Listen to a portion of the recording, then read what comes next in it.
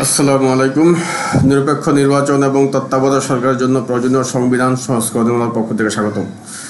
তো আজকের বিষয় হচ্ছে যে মেট্রোলের বিয়ারিং প্যাড পরে বৎসারের মৃত্যু।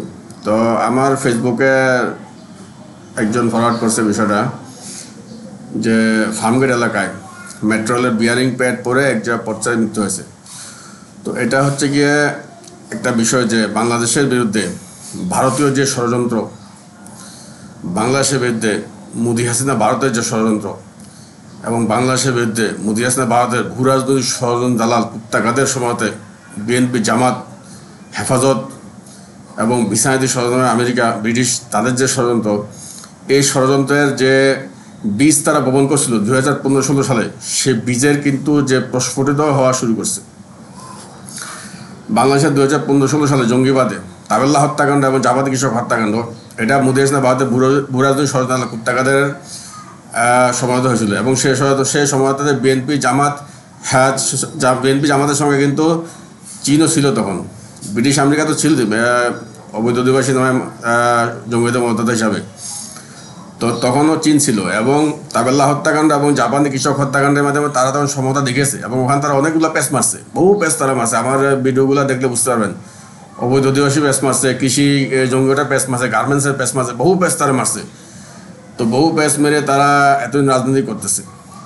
তারপরে এই ষড়যন্ত্র করা হয়েছে যে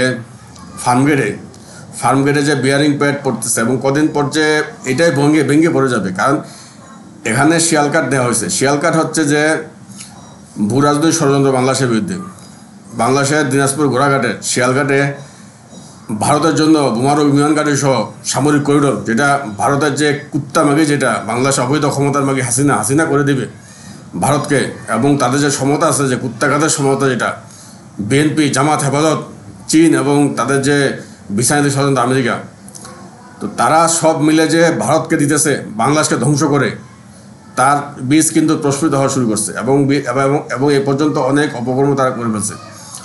এবং তখন সমতার সবচেয়ে বড় শিয়ালকাঠ ছিল তখন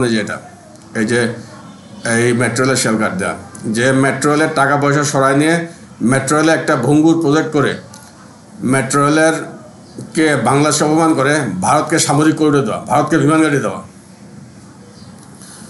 এই সমতা তখন তারা করছে। বাংলাদেশের রাজনীতিবিদরা, বিএনপি করছে, আওয়ামী লীগ করছে, জামাত করছে, পরবর্তীতে হেফাজত করছে, বরিশালের পীর করছে, জাতীয় পার্টি করছে।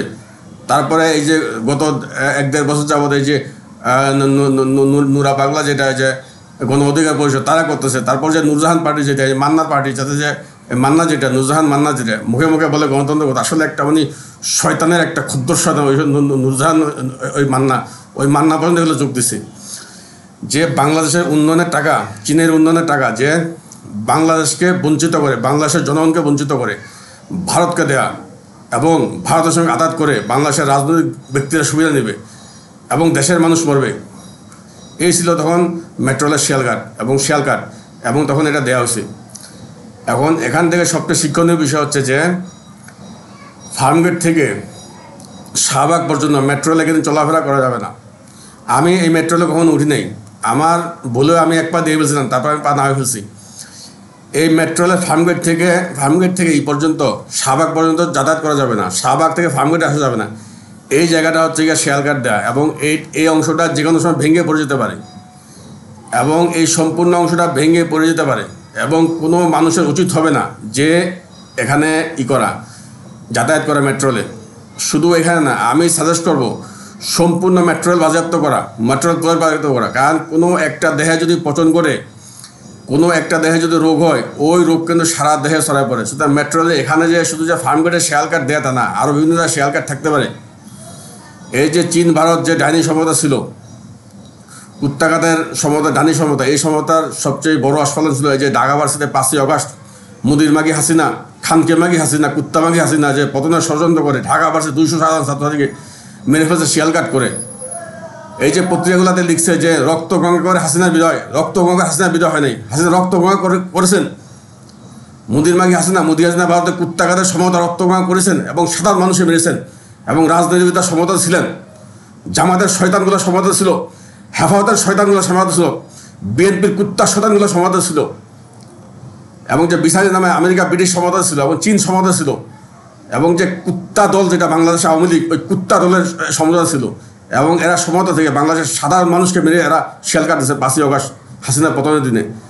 তারপর ওটাও টিকে নাই, ওটা না টিকার পর মাইলস্টোন তারা প্লেন অ্যাক্সিডেন্ট করে সরাসরি তারা প্রকাশ করে দিছে।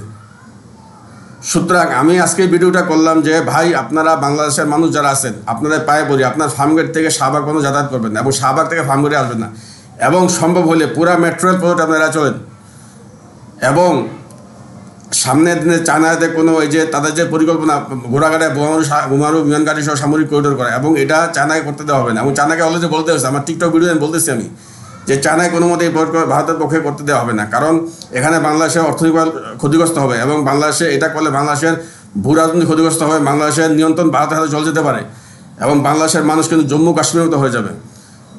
এবং সে সিগন্যাল চীনকে দিয়ে দেওয়া হয়েছে, এবং তারা কিন্তু গত 10 বছর যাবৎ বাংলাদেশের জনগণের সঙ্গে খেলতেছে তারা, এবং আমার সঙ্গে খেলছে তারা। এবং আমি যেহেতু জঙ্গিবাদের সাক্ষী ছিলাম, এবং আমার বিরুদ্ধে তারা গায়ে মামলা দিয়ে রাখছে, এবং আমি তাদের সমস্ত অপকর্ম জানি। আমি কয়েকটা অপকর্ম আজকে বললাম, এবং আজকের ভিডিও করার মূল হচ্ছে যে ফার্মগেট থেকে শাহবাগ পর্যন্ত, এবং শাহবাগ থেকে ফার্মগেট পর্যন্ত এই রাস্তা দিয়ে কখনো মেট্রো চলাফেরা করা যাবে না। ধন্যবাদ।